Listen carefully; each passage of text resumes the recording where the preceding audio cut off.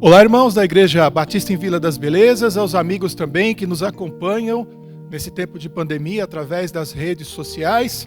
Mais uma vez aqui contente, alegre de estar com os irmãos nesse culto para celebrarmos a vida que o Senhor nos deu a partir da morte e da ressurreição de nosso Senhor Jesus Cristo, também estudando, refletindo a respeito da sua palavra e todas as implicações e toda a importância que ela tem para a vida de cada um de nós e também para a vida da igreja, e aproveitando sempre para buscar a presença do Senhor juntos em oração. Fique conosco então, vamos meditar na palavra do Senhor, ficarmos juntos durante esse período, buscando a sua presença, dando continuidade à nossa vida, à salvação que Ele tem colocado sobre nós, e também testemunhando do seu amor, porque ainda há muitas pessoas que precisam conhecer Jesus Cristo como Senhor e Salvador. E quero convidá-lo a fechar os olhos, curvar a cabeça para juntos orarmos nesse momento. Pai, te agradecemos pelo culto que o Senhor nos permite dar ao Senhor a partir deste momento. Te agradecemos, ó Pai, porque sabemos que é o resultado do teu amor, da tua graça e também da morte e da ressurreição de nosso Senhor Jesus Cristo, que trouxe sobre nós salvação, nos trouxe também livre acesso ao Senhor e nos deu também, ó Deus, o Espírito Santo para que nos orientasse nas orações, também tocasse os nossos corações em relação às nossas falhas, aos nossos erros, para nos ajudar também a estarmos, ó Deus, com integridade, ó Deus, com inteireza de coração diante do Senhor. Ouve as nossas orações, recebe, ó Deus, o nosso louvor, fala conosco, ó Pai, nessa noite, através da Tua Palavra. Essa é a nossa oração no nome de Jesus. Amém. E agora eu quero convidá-los, irmãos, como sempre fazemos, a juntos cantarmos um hino do cantor cristão.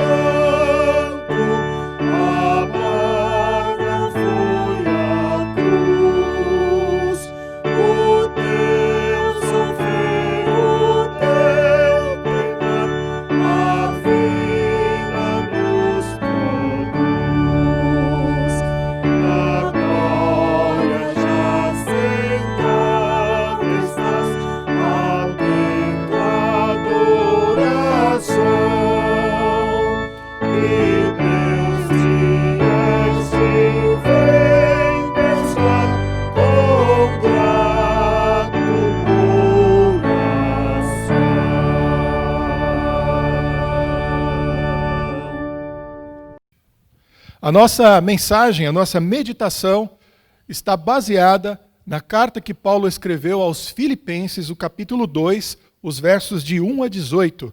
Então eu vou pedir que vocês abram então para acompanhar a leitura e a meditação, a reflexão em Filipenses, capítulo 2, os versos de 1 a 18, e a palavra de Deus diz assim: Portanto, se há algum conforto em Cristo, se há alguma consolação de amor, se há alguma comunhão no Espírito, se há alguns entranháveis afetos e compaixões, completai o meu gozo, para que sintais o mesmo, tendo o mesmo amor, o mesmo ânimo, sentindo uma mesma coisa. Nada façais por contenda ou por vanglória, mas por humildade, e cada um considere os outros superiores a si mesmo. Não atente cada um para o que é propriamente seu, mas cada qual também para o que é dos outros. De sorte que haja em vós o mesmo sentimento que houve também em Cristo Jesus, que sendo em forma de Deus, não teve por usurpação ser igual a Deus, mas aniquilou-se a si mesmo, tomando a forma de servo, fazendo-se semelhante aos homens, e achado na forma de homem, humilhou-se a si mesmo, sendo obediente até a morte e morte de cruz. Pelo que também Deus o exaltou soberanamente e lhe deu um nome que é sobre todo nome, para que ao nome de Jesus se dobre todo o joelho dos que estão nos céus e na terra e debaixo da terra, e toda língua confesse que Jesus Cristo é o Senhor, para a glória de Deus Pai. De sorte que, meus amados, assim como sempre obedecestes, não somente na minha presença, mas muito mais agora na minha ausência, assim também operai a vossa salvação com temor e tremor. Porque Deus é o que opera em vós, tanto o querer como o efetuar, segundo a sua boa vontade. Fazei todas as coisas sem murmurações e nem contendas, para que sejais irrepreensíveis e sinceros, filhos de Deus inculpáveis no meio de uma geração corrompida e perversa, entre a qual resplandeceis como astros no mundo, retendo a palavra da vida, para que no dia de Cristo possa gloriar-me de não ter corrido e nem trabalhado em vão. E ainda que seja oferecido por libação sobre o sacrifício e serviço da vossa fé, folgo e me regozijo com todos vós, e vós também regozijai-vos e alegrai-vos comigo por isto mesmo. Tá? Essa é a palavra, então, para nós meditarmos e refletirmos um pouco nessa noite.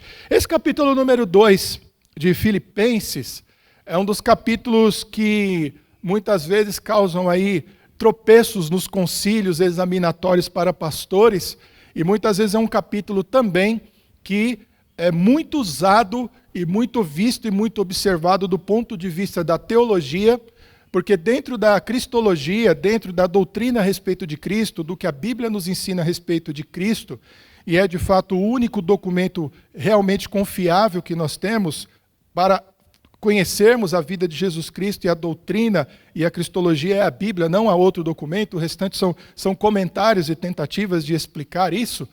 Ele tem um momento bastante importante em relação à cristologia, que é falando da kenosis, né? um termo grego que significa autoesvaziamento ou esvaziamento, pelo qual Jesus passou, porque ele é Deus, mas ele assumiu a forma humana e agiu durante toda a sua vida, todo o seu ministério terreno, como um servo, curando, ajudando as pessoas, alimentando as pessoas, e se sujeitando também às regras humanas, inclusive se sujeitando até às regras injustas, num certo sentido, porque ele poderia ter reagido diante das falsas acusações, mas para que o pecado dos seres humanos, que nos inclui, obviamente, pudesse ser perdoado, ele recebeu toda aquela afronta sobre si. Eu particularmente não acho um texto tão difícil e tão complicado. Acho que as pessoas acabam criando outras explicações, criando outras tensões que não estão realmente presentes no texto, e confundindo muitas vezes um ensinamento que é básico. Jesus se fez homem como um de nós. A carta de Filipenses é uma carta também bastante importante, e geralmente nós conhecemos como a carta da alegria, porque a palavra alegria, e muitas vezes também aparece a palavra gozo, dependendo da versão, como apareceu para cada um de nós aqui na leitura em que fizemos, ela se repete por várias vezes, e quando essa palavra não aparece, é possível perceber na pena do apóstolo Paulo, na maneira como o apóstolo Paulo escreve, esse sentimento de alegria, Paulo de fato está derramado em amor e derramado em alegria nessa carta. Mas é uma carta também que trata de alguns outros assuntos do ponto de vista da vida espiritual, da espiritualidade cristã e que merecem a nossa atenção. Sem dúvida, a alegria está no topo dessas preocupações, mas nós temos também a humildade, como nós vimos aqui de uma forma bastante objetiva na leitura do capítulo 2, uma exaltação à humildade cristã baseada na humildade do próprio Cristo. Portanto, é uma temática muito importante também na carta aos Filipenses. Vemos também, como em todas as cartas paulinas, mas em Filipenses de um modo bastante especial, a questão do serviço, do servirmos uns aos outros, de nos disponibilizarmos no serviço do Senhor para ajudar as pessoas nas necessidades e nos colocarmos de uma forma mais intensa e mais consciente como servos do Senhor. E também, obviamente, e talvez até em decorrência de todas essas coisas, uma temática bastante importante a respeito do amor cristão, que é muito diferente do amor romântico, do amor cantado pelas músicas que nós conhecemos, que tem pouca relação com a maneira que o homem contemporâneo enxerga o amor, até de uma forma, certa forma, incrédula. É um amor, na verdade, sacrificial. Na verdade, os gregos, inclusive, no Novo Testamento grego, o amor recebe aí pelo menos umas 4 palavras, umas 4 denominações diferentes, umas exaltando essa profundidade, outras exaltando a questão da amizade, do relacionamento, outras vezes a palavra amor está ligada também ao relacionamento conjugal, ao amor de um homem por uma mulher e de uma mulher por um homem dentro de um relacionamento sadio de casamento, e muitas vezes também como símbolo de intimidade, como símbolo de profundidade, num relacionamento baseado em amor, baseado em sentimentos bons e guiados e orientados, então, pelo Senhor. Eu quero dividir a nossa meditação, a nossa apreciação desse texto tão maravilhoso e com tantos detalhes e com um pano de fundo tão intenso, em pelo menos 4 partes para a nossa reflexão e para que seja de uma maneira um pouco mais didática para a nossa compreensão. Então, basicamente, os versículos 1 e 2 formam uma parte, os versículos 3 e 4 formam outra parte, os versos de 5 a 11, um trecho aí um pouquinho mais longo, formam uma terceira parte, e, finalmente, os versículos de 12 a 18 tem uma enormidade de ensinamentos, eu quero destacar apenas alguns poucos. Então, nos próximos minutos, vamos realmente ficar com o texto bíblico na mão, olhando, observando. Quando for necessário, eu farei novamente a leitura do trecho referido, fazendo, obviamente, antecipadamente a referência. Quando não for necessário, mas você pode estar acompanhando a cada momento. Os versos 1 e 2, o apóstolo Paulo, talvez porque está no final da sua vida, acredito que não. Talvez essa maneira de falar em relação aos irmãos, de falar em relação ao Evangelho, sempre esteve presente em sua vida. Mas nesse momento talvez haja um realce especial pela maneira como o relacionamento dele com os filipenses foi construído, pela maneira como ele está ali também está preso, está distante ali dos irmãos, e porque também ele sabe que os seus últimos dias estão sendo vividos, se aproxima a sua morte. Mas as palavras do apóstolo Paulo são muito interessantes.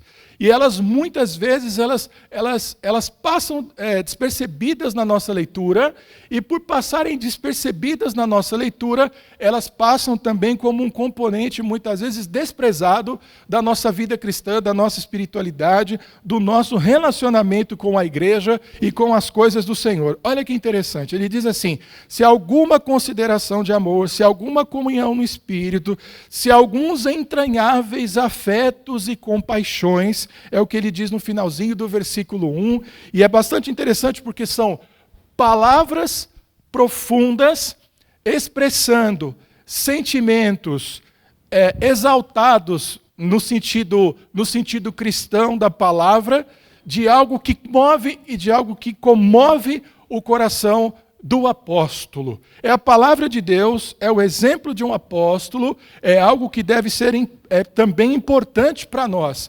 Agora é interessante, como cristãos, quando falamos de sentimentos, falamos de afetos, falamos de paixões, porque geralmente nós temos uma visão bastante negativa, muitas vezes, dessas palavras, e essa visão negativa ela se justifica.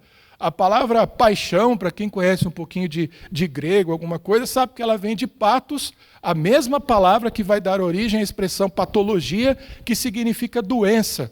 Porque na compreensão dos gregos, uma pessoa apaixonada era uma pessoa vivendo sentimentos profundos e que davam àquele que a observava um tom de que ela estava doente, estava de alguma maneira fora de si. Mas é evidente que na perspectiva bíblica, na perspectiva cristã, nós não podemos interpretar uma palavra como essa, como afetos, paixões e compaixões, de um ponto de vista patológico, de um ponto de vista de uma doença, e temos que dar a esse texto, temos que dar uma compreensão diferenciada. E não nos é muito difícil.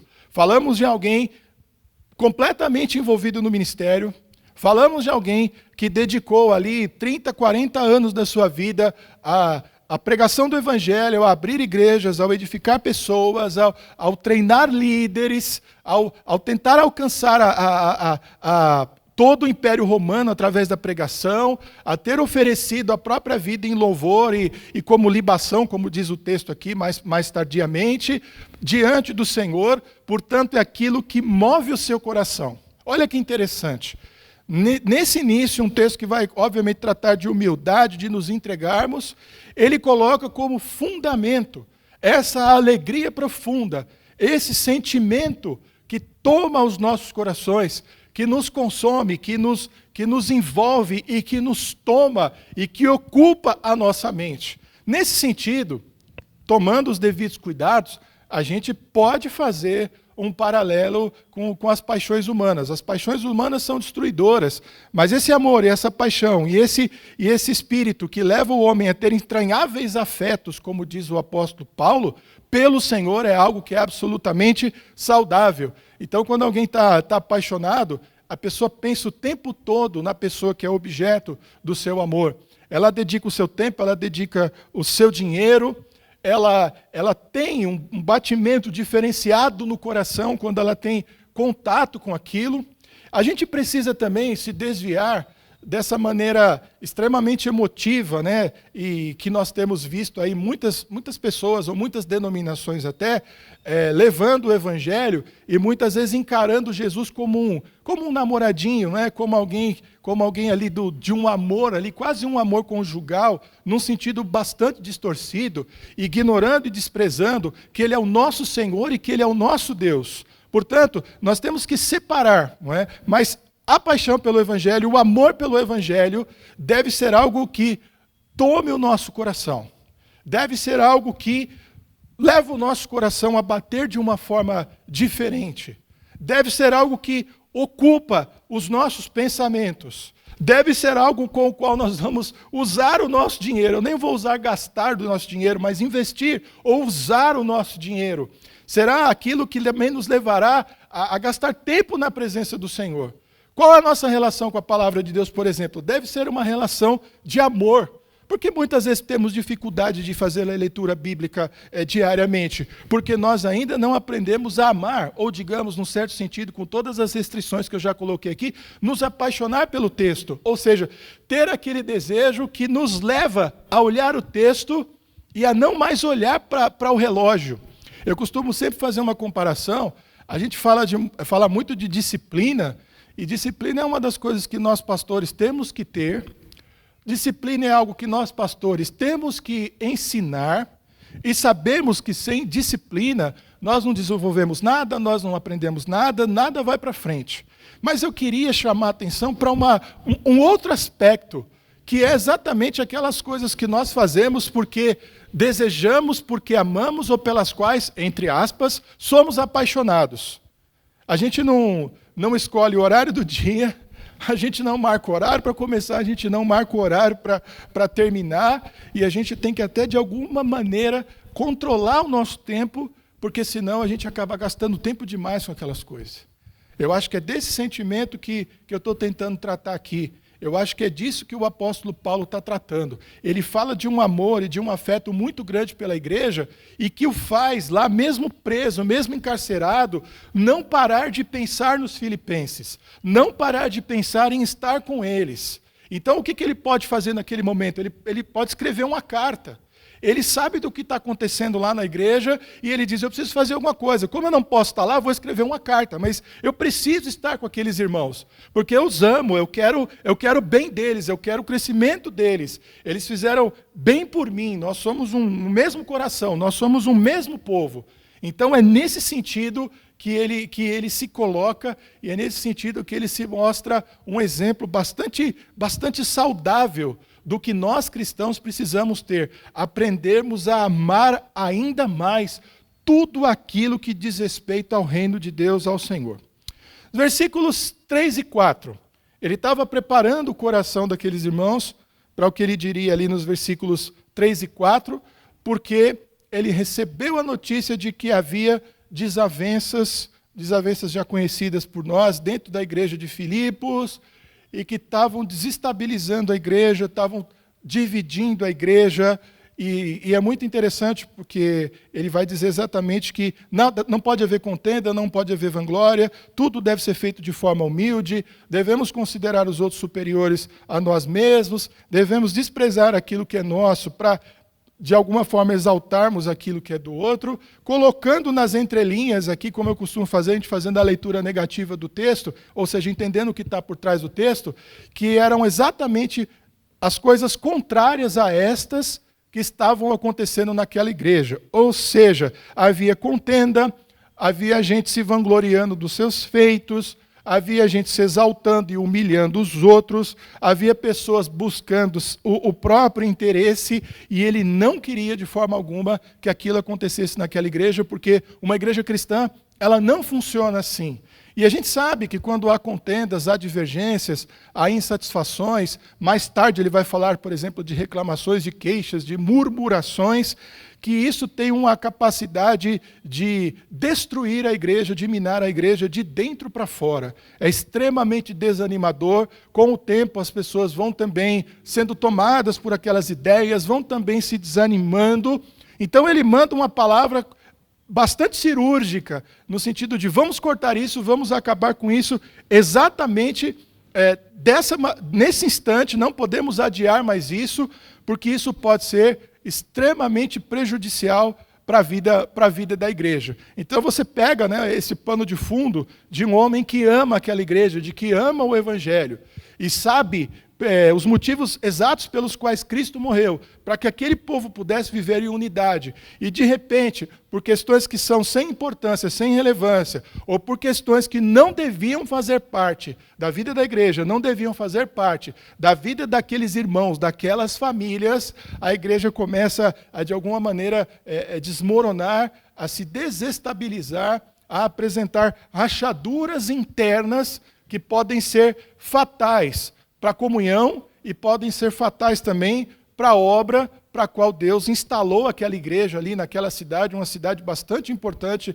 da antiguidade, de comércio, de circulação, mas que ainda tinha que lutar contra a idolatria e tantas coisas, e agora passava a ter problemas internos por causa da imaturidade, por causa de disputas internas. Na verdade, nem fica muito claro na carta quais são as questões exatas que os levaram a isso, mas o apóstolo nem está preocupado, porque essas coisas devem ser abandonadas, devem ser esquecidas, deixadas de lado, e a comunhão deve ser tomada. Então ele diz, vocês não podem ser orgulhosos, vocês não podem abandonar essa postura humilde. E aí vem os versículos de 5 a 11, que nós já citamos aqui como uma terceira parte importante, porque ele usa, né, o exemplo do próprio Senhor Jesus Cristo como exemplo dessa humildade daquele que poderia se orgulhar de todo o seu poder, de toda a sua glória, de toda a sua majestade, de toda a sua superioridade, de todas as suas obras,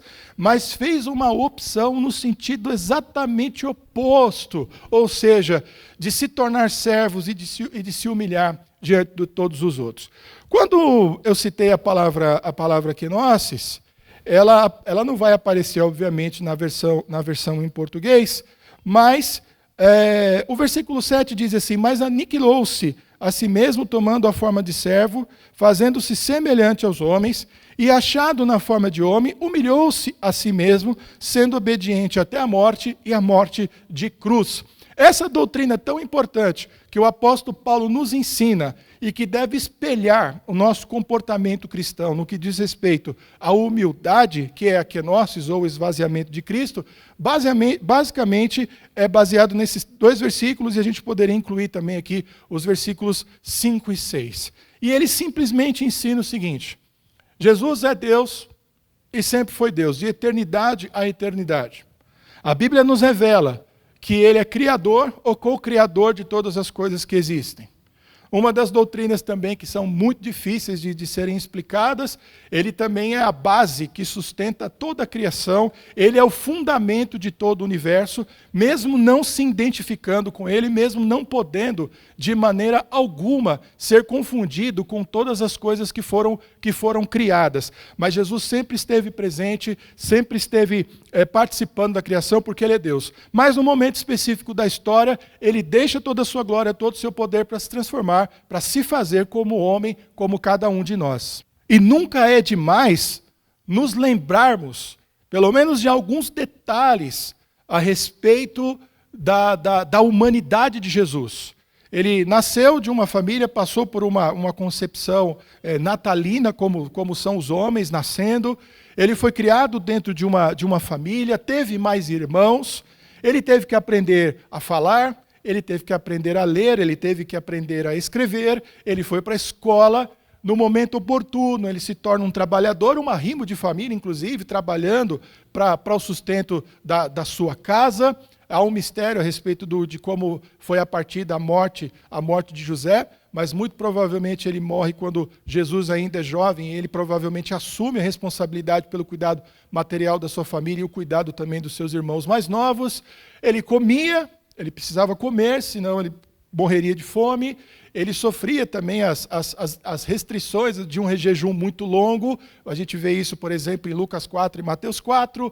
Ele precisou estabelecer amizades, ele também tinha que beber, ele também... Tantas coisas que a gente sabe pelos evangelhos, principalmente pelo evangelho de João, que destaca tanto essa humanidade de Jesus. Ele sentia dor, ele sentiu medo, ele passou por momentos ali de oração intensa e de sofrimento, digamos assim, físico e psicológico, diante da grande provação que ele estava por passar, porque ele iria ser capturado e morto, e a morte dele seria uma morte por tortura, lenta, dolorosa, sangrenta.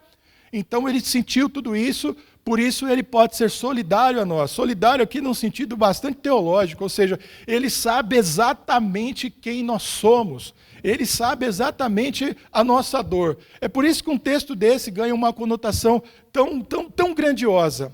E Jesus é, de fato, o único exemplo de verdade daquilo que é humildade. Mesmo nós, seres humanos, se é que gozamos de alguma autoridade, de alguma vantagem diante de alguém, porque na verdade não temos, a nossa humildade extrema, ela jamais chegará, o mínimo que seja, próxima à humildade de Jesus, porque falamos de Deus que se fez homem. E não se fez homem, olha que interessante, para governar sobre os homens, para ser rei sobre os homens, para viver uma vida regalada, como homens poderiam viver, para ser cheio de posses e cheio de autoridade. Ele fez o caminho exatamente oposto.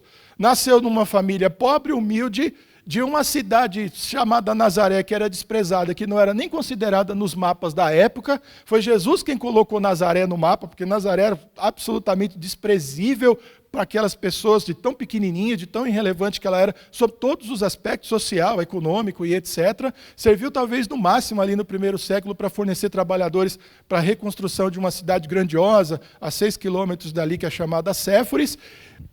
Ele andou com pessoas pobres, humildes, semi-analfabetas, provavelmente não comeu dos manjares, nas poucos jantares que ele participou, na casa de Mateus, de um fariseu que não é nomeado, e onde ele surgiu, talvez naqueles poucos momentos ele pôde comer uma comida com uma qualidade superior, mas basicamente a alimentação dele era uma alimentação simples. Ele chega a dizer que nem tinha lugar direito para repousar a cabeça, para dormir, para estar.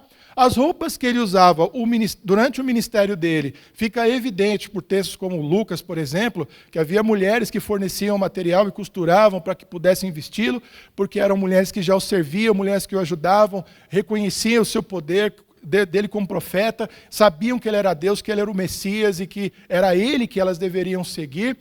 E, pensando sobretudo na maneira como ele é capturado e morto, ele se sujeita a algo que é absolutamente apavorante, que é não apenas morrer, mas morrer depois de horas e horas e horas de tortura, ver o seu sangue se esvaindo, a sua vida se esvaindo. Foi até por isso que as pernas dele não foram quebradas, não porque ele era fraco e não suportou aquelas dores e acabou morrendo antes da hora. Devemos lembrar que já há horas e horas ele vinha sofrendo pancadas, ele vinha sendo minado, ele vinha sendo batido, a força dele se esvaindo, o sangue dele se esvaindo, até que as suas forças se esgotaram e, como diz o texto, lá na hora nona, ele expira. Olha que interessante, Paulo usa esse exemplo. Quando ele fala dessa humildade, do sendo achado na forma de homem, humilhando-se a si mesmo, ele está colocando a vida de Jesus, e ele termina sendo obediente até a morte de cruz, Jesus como nosso modelo e como nosso exemplo. Ou seja, mesmo se tornando homem, ele ainda escolhe ser um homem de dores, como Isaías fala lá no capítulo 53, um servo sofredor. É ele que é o exemplo para nós. Ou seja, não são as grandes autoridades, não são os ricos e milionários de acordo com esse mundo, não são aqueles que possuem talentos e habilidades especiais. Pelo contrário, o padrão de comportamento, o padrão de humildade é exatamente alguém que, podendo ter exercido toda a autoridade e todo o poder, escolher ser como o homem e dos homens que mais sofrem, dos homens que mais penaram sobre a terra. O homem que, na verdade, mais penou sobre a terra. Finalmente, nós temos os versículos de 12 a 18. Há muitas coisas a serem destacadas, mas a gente vai limitar a algumas delas. Paulo começa então dizendo que nós precisamos desenvolver a nossa salvação com temor e tremor. Isso está exatamente no versículo 12. Muita gente pode fazer uma confusão com esse texto, dando a entender que nós alcançamos a salvação pelo nosso próprio esforço. E não há nada mais diferente do que a Bíblia diz do que isso. A Bíblia ensina algo completamente diferente, ou seja, a salvação não vem por mérito humano, ela vem apenas pela graça e por uma ação divina sobre as nossas vidas. É isso que a Bíblia ensina. Basta ver Efésios capítulo 2 também, lá você vai entender melhor isso daí. A salvação é pela fé, não vem de nós, é um dom que Deus nos dá. Mas como ele fala de salvação com temor e tremor? Paulo está pensando na humildade, no serviço, no amor, na alegria, nos afetos, nas paixões entranháveis, ou seja, na relação com a igreja, a relação com os irmãos e em relação à obra de Deus. Portanto, ele também enxerga, e isso é bíblico, isso é bastante importante, num certo sentido, que há um aspecto da salvação que se desenvolve dentro de nós. Como é que a salvação se desenvolve dentro de nós? Ela é um ato, estamos salvos. Quem crê em Cristo tem a salvação, e quem não crê já está condenado. Este é um fato. Mas aqueles que são salvos, eles continuam crescendo em santidade, eles continuam crescendo em entendimento da vontade e da palavra de Deus. Mesmo sendo salvos, os salvos não desconsideram e não descuidam da sua vida, não descuidam da sua santidade, não descuidam do seu dia a dia.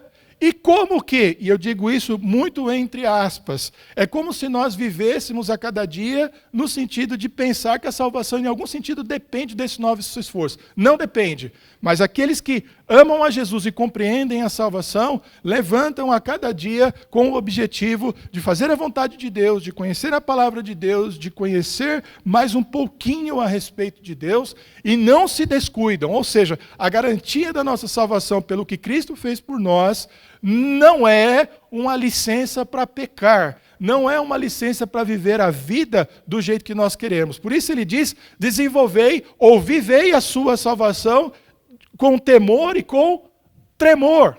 Temor e com tremor. Como é que é temor e tremor? Sem aliviar essas expressões. É com medo mesmo, sabendo que vamos responder diante de Deus, sabendo que o pecado é destruidor, sabendo que podemos ser desmascarados se vivemos uma vida dupla, sabendo que andar em santidade, sabendo que andar conforme a vontade de Deus é sempre o melhor para nós, é sempre agradável ao Senhor.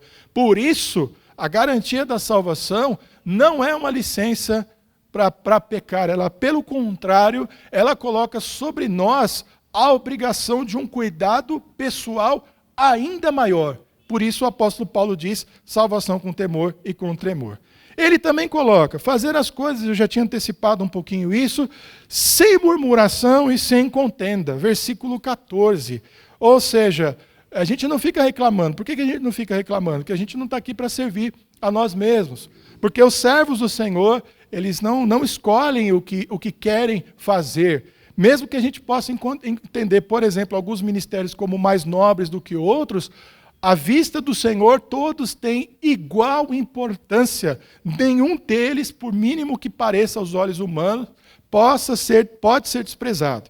E, finalmente, né, uma coisa que a gente sempre repete, faz parte aí das vitaminas cristãs, né, que é a Bíblia e a oração, ele diz, retendo sempre a palavra da vida, para que no dia de Cristo possa gloriar-me de não ter corrido e nem trabalhado em vão. A gente vê isso aí no versículo 16. Ou seja, reter a palavra é estudar a palavra, conhecer a palavra e ter a palavra de Deus guardada no nosso coração. Diante disso tudo, nós não podemos, de maneira alguma, desprezar o conteúdo altamente devocional, o conteúdo altamente didático de um texto como esse. Ou seja, Paulo aprofunda numa doutrina importante da cristologia, trata de um assunto que causa tropeços aos não entendidos, aí, ou que procuram encontrar mais do que está no texto bíblico, complicando um texto, mas ele vai naquela doutrina para nos ensinar coisas absolutamente práticas a respeito da vida de cristã e da maneira como o Senhor quer que a gente trabalhe. Portanto, vamos tentar aqui levantar rapidamente, lembrando um pouco até do que já dissemos, mas avançando no sentido de assumirmos compromissos. Aliás, é uma coisa muito interessante, porque sempre que a palavra de Deus é pregada, está pressuposto que deve haver um compromisso da parte daqueles que ouvem. Portanto, a palavra ela é sempre apelativa na sua essência, no seu conteúdo. Sempre que há pregação, há um apelo. É curioso que às vezes algumas pessoas dizem assim, mas na igreja não tem apelo para as pessoas se converterem. É uma incompreensão ou uma má compreensão do que é pregado, porque sempre a palavra pregada estará apelando para alguma coisa, para uma mudança na vida de um crente, para um compromisso, levando ao arrependimento, revelando algum pecado. Se há também pessoas que ainda não são cristãs ouvindo, se elas entenderem e compreenderem, elas estarão também sendo chamadas a andar com Cristo, a considerar Cristo como Senhor, como Salvador, a se arrependerem dos seus pecados. Sempre há. Nós crentes, sempre que ouvimos a palavra de um pregador, de um pastor, devemos ouvir aquilo e talvez no final da mensagem fazer uma autoanálise, uma autoapreciação e à luz daquilo que foi dito, à luz daquilo que o Espírito também falou aos nossos corações durante a pregação, porque muitas vezes você está pregando e os exemplos, e você vai lembrando da sua vida, de coisas relacionadas àquilo, e a própria palavra vai te conduzindo de maneira objetiva, clara, transparente, para aquele momento da tua vida, para aquele aspecto da tua vida que precisa ser transformado. Portanto, precisamos fazer isso também. E talvez esse seja um dos momentos. O primeiro deles é o seguinte: Deus nos deu um coração. Hoje o coração é parte representativa da nossa vida, das nossas emoções. Dentro da visão judaica, neotestamentária, já foi o fígado, as entranhas, o intestino, outras partes já representaram isso. Mas hoje a gente entende isso melhor quando a gente trata do coração. O nosso coração precisa ser tomado e encharcado de amor por Deus, por Jesus, pelo Espírito Santo e por todas as coisas que fazem parte do reino de Deus. Como o apóstolo Paulo mostra, ele tem afetos com paixões entranháveis por aquela igreja, porque ele também tem compaixão também, ele tem afetos entranháveis pelo próprio Jesus e pelo próprio Deus. A obra o consome, no sentido de que fazer a obra de Deus é sinônimo da vida dele, daquilo que ele faz. Portanto, somos um tempo em que somos inclinados a tantas paixões que desviam o nosso olhar.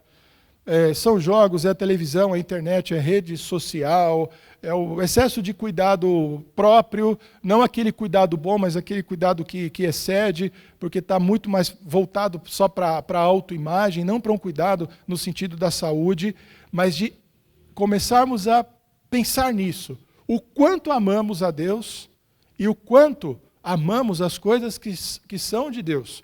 Isso, inclusive, está nos mandamentos, os mandamentos resumidos. Amarás o Senhor teu Deus de todo o teu coração e ao próximo como a ti mesmo. Por que a Bíblia resumiu? Porque os profetas antigos resumiram. Porque Jesus destacou esse resumo dos mandamentos. Porque amar a Deus é a coisa mais importante. Ter, como talvez diz o texto aqui, afetos entranháveis por Deus é o mais importante. Amar as coisas de Deus, as coisas que vêm de Deus, é o mais importante para a nossa vida. Pense nisso. A outra coisa muito importante, ter cuidado com o orgulho e com a arrogância. Fomos chamados para servir. É muito interessante que no reino de Deus, quanto mais habilidades o Senhor nos dá, quanto mais dons Ele nos dá, e eu estou usando os dons como exemplo, mais comprometimento com as pessoas e com as coisas da igreja e do reino nós temos. Ou seja, quanto mais virtudes Ele derrama sobre você, mais compromisso você tem com as pessoas. E menos motivos você tem para se sentir orgulhoso. Há pessoas que têm muitos dons? Há pessoas que têm menos dons? Há. A gente não fica comparando, isso daí não está certo, a gente não tem base bíblica para isso. Mas é importante dizer que o Senhor nos enxerga como pessoas, mas como pessoas que vivem dentro de um povo. Ele enxerga a nossa vida, a maneira como nós nos cuidamos, mas ele também observa, talvez até de uma forma mais ampliada, a maneira como nós nos comportamos no corpo de Cristo, a maneira como nós nos comportamos neste mundo. E o padrão dele é o quanto servimos. A humildade não significa se sentir coitadinho. A humildade está no sentido talvez até um pouco contrário. É de saber que, à medida em que sou abençoado, eu ainda tenho mais motivos para servir os outros. Ou seja, eu tenho que servir mais, como o próprio Cristo. Por que Cristo foi servo na sua plenitude? Porque ele também era Deus na sua plenitude. É interessante porque no texto de Filipenses 2 essas coisas estão, olha que interessante. É um paradoxo, é uma coisa muito difícil de entender. Aquele que é pleno do seu poder, da sua majestade, foi capaz, por isso mesmo, de ser pleno na sua capacidade de servir e de se dar pelos outros. E aí, obviamente, né, Jesus como nosso exemplo. E, finalmente, viver sabendo, pensando ou imaginando que como se as coisas dependessem de nós, com muito temor e com muito tremor, tendo cuidado de não se tornar murmurento, né? Reclamão, contencioso. Há pessoas que muitas vezes se orgulham, né, da capacidade de confrontar os outros, de brigar com os outros, de causar medo, pavor nos outros. Engraçado que o que a Bíblia ensina é exatamente o contrário. Os servos do Senhor não são contenciosos, não são briguentos, não procuram o combate, mas são apaziguadores, são tranquilos, medem as suas palavras. E, obviamente, como a gente já disse, retém também a palavra no coração. E reter é saber, é ler, estudar, decorar, gravar, ter gravado aqui, e na hora em que é necessário falar, e na hora que é necessário aplicar a palavra de Deus, você tem material para resgatar. Ele fala exatamente nesse sentido, né? De reter a palavra de Deus. Por que a gente tem que gastar bastante tempo lendo e estudando a Bíblia? Porque esse conteúdo vai vai se depositando na nossa mente, no nosso coração, na nossa vida, vai transformando a nossa maneira de pensar, vai transformando a nossa maneira de sentir e, obviamente, como uma consequência lógica, afetará também a nossa forma de agir. Nós ficamos, num sentido bastante positivo, presos à palavra de Deus. Ela vai estabelecendo para nós os rumos, a direção e a forma como pensamos e a forma como agimos. E quanto mais estamos, eu vou usar a palavra aqui, encharcados, embebidos pela palavra de Deus, quanto mais nós andaremos conforme a vontade do Senhor, sendo fiéis. Portanto, é essa a palavra do Senhor aos nossos corações nesse culto, falando sobre alegria, sobre humildade, sobre serviço e sobre amor, baseados no exemplo de Jesus, para que sejamos cristãos também na plenitude, buscando ser cada vez mais completo. E que Deus possa abençoar essa palavra aos nossos corações.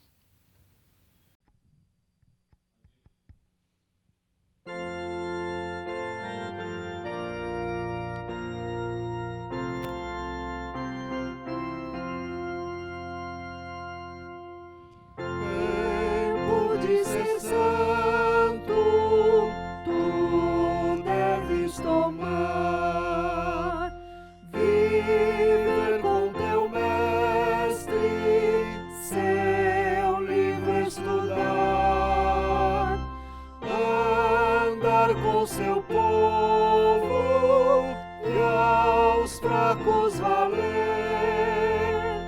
as bênçãos celestes de Deus sempre obter.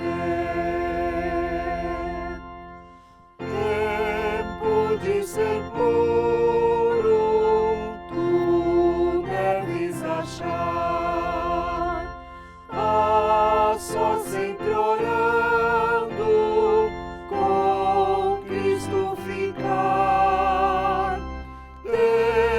Olhos bem fitos em Deus sempre ter, na tua conduta provar seu poder. Tempo de ser forte, tu deves buscar o Mestre seguindo, por onde guiar, no gozo ou tristeza, sempre obedecer, da fonte divina, jamais te esquecer. Tempo de ser útil, tu deves guardar, muito calmo nas lutas, em Deus confiar, socorre os aflitos, repleto de amor, os passos seguidos do teu Salvador.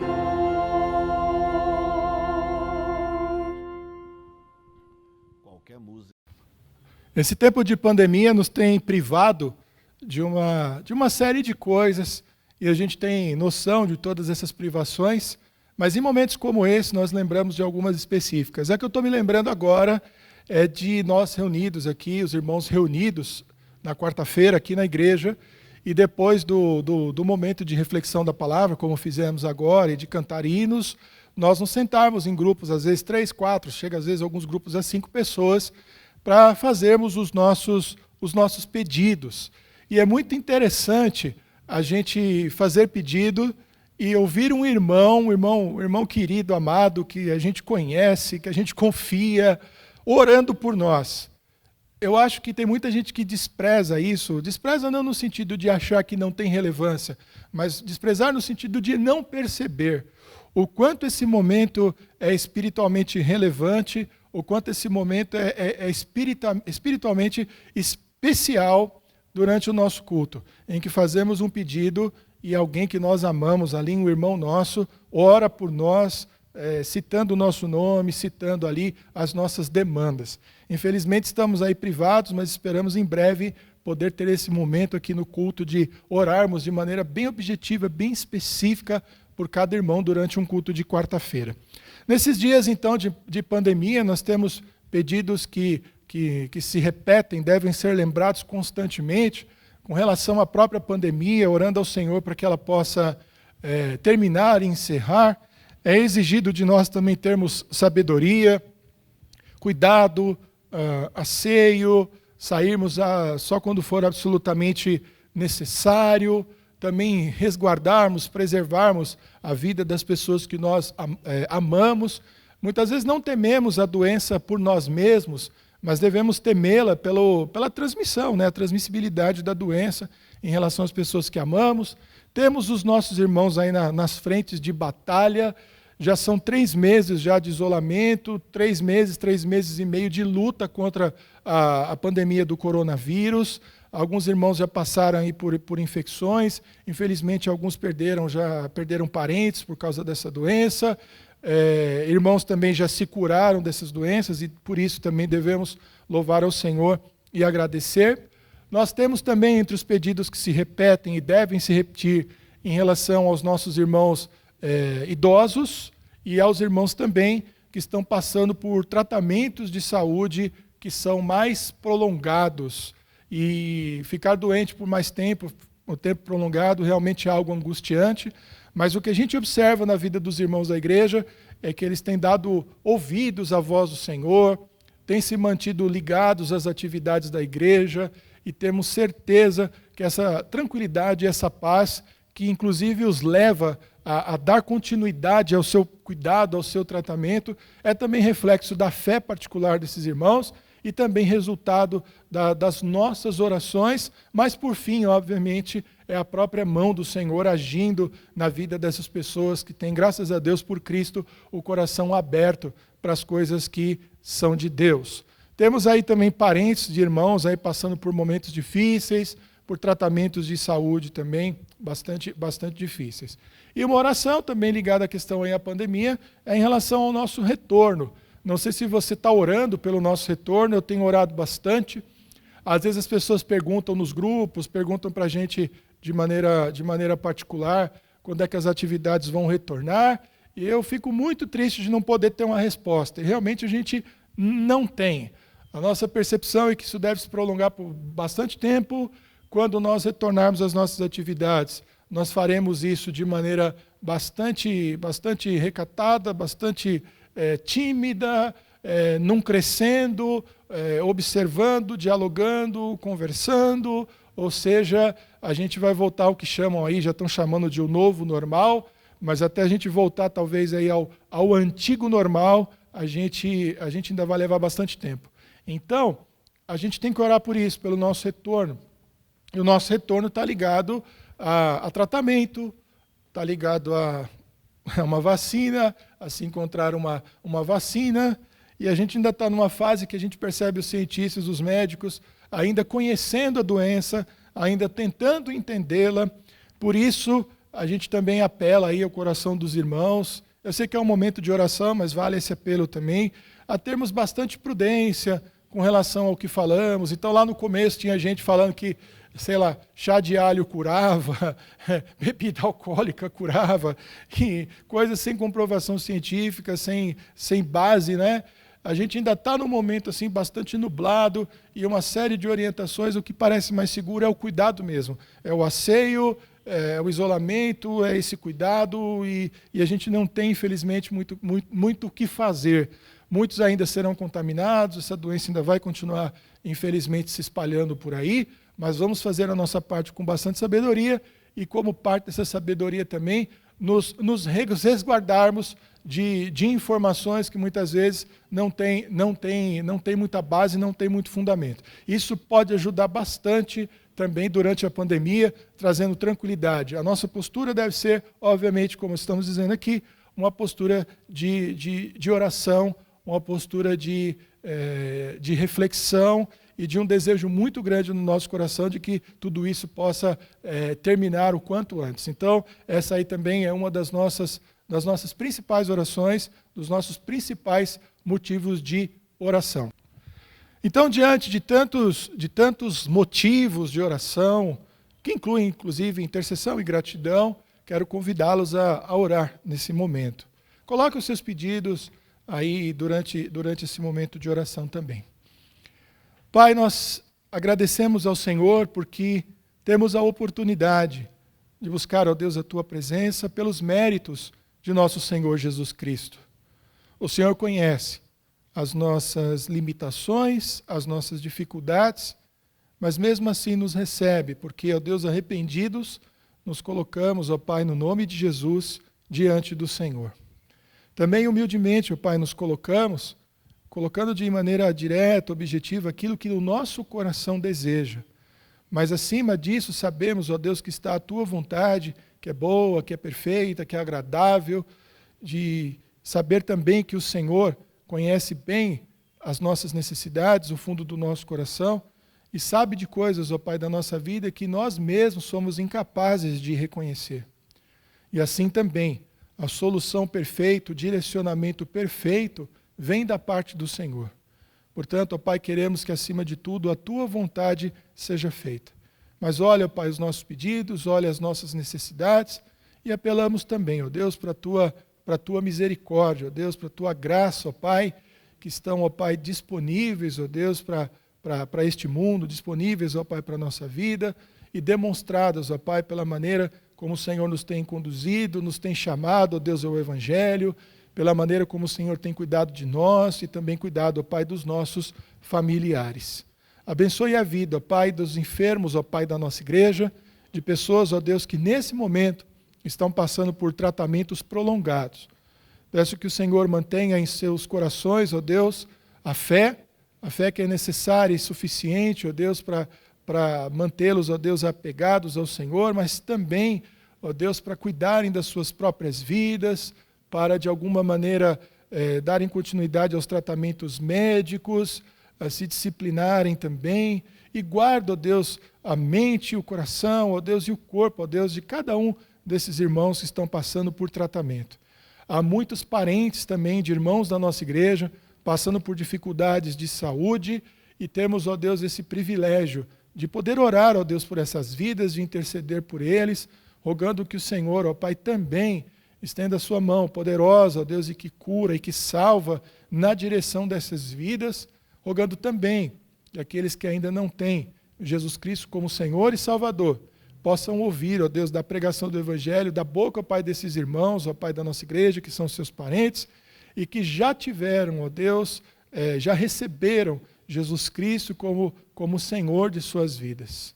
Oramos também pela vida das autoridades, ó Deus, as autoridades públicas que têm, ó Deus, tido a responsabilidade de dirigir, ó Deus, o país, o estado, a cidade, enfim, em suas mãos, e sabemos que foram colocados ali pelo voto, ó Deus, pela democracia.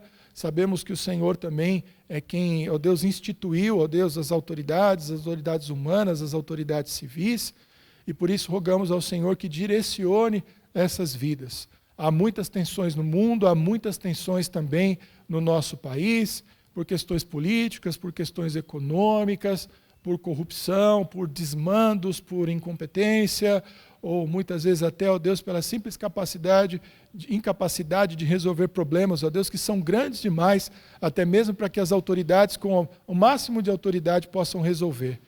Portanto, ó Deus, toma a direção do nosso país, toma a direção da nossa cidade, das nossas vidas, continue cuidando, ó Pai, do Teu povo e também nos trazendo, ó Deus, um livramento que só vem da mão do Senhor. Rogamos também, ó Deus, pelo retorno das nossas atividades. Nos colocamos, ó Deus, humildemente, queremos agir com sabedoria e com prudência, e por isso, ó Deus, queremos a Tua direção, queremos também, ó Deus, o Teu Espírito Santo nos guiando em todas as ações e nos mostrando, ó Deus, o momento certo para conversar e também para começar, ó Deus, a retornar. Infelizmente, a nossa percepção é de que as coisas ainda vão se prolongar por muito tempo, e rogamos que o Senhor também intervenha, ó Pai, na questão da saúde deste mundo, ó Pai, trazendo uma solução, um direcionamento, uma vacina, um tratamento adequado, também ajudando, ó Pai, os que estão à frente, ó Pai, das pesquisas, a conseguirem de fato compreender, ó Deus, a natureza dessa doença, a natureza da sua transmissão, para que informações, ó Deus, cada vez mais seguras possam chegar a nós. Nós vamos, ó Deus, sim, agir com sabedoria, nos cuidarmos, ó Deus, seguirmos, ó Deus, as orientações que nos são dadas, mas é grande o desejo do nosso coração de voltarmos, ó Deus, às nossas atividades, de voltarmos, ó Deus, à nossa vida e de termos contato, ó Deus, com os nossos irmãos, ó Deus, tão amados e tão queridos. Continua conosco, nos guardando, nos abençoando, ouvindo as orações que o teu povo tem feito, ó Deus, em todo este tempo e respondendo conforme a tua vontade. Muito obrigado por tudo, muito obrigado, ó Deus, por esse culto, por esse encontro. É a nossa oração no nome de Jesus. Amém. Que Deus possa abençoar a vida dos irmãos e continue, então, nos acompanhando através do nosso canal do YouTube e também da página da nossa igreja com o Pão das Três. Fiquem em paz e, em breve, quem sabe, nos veremos.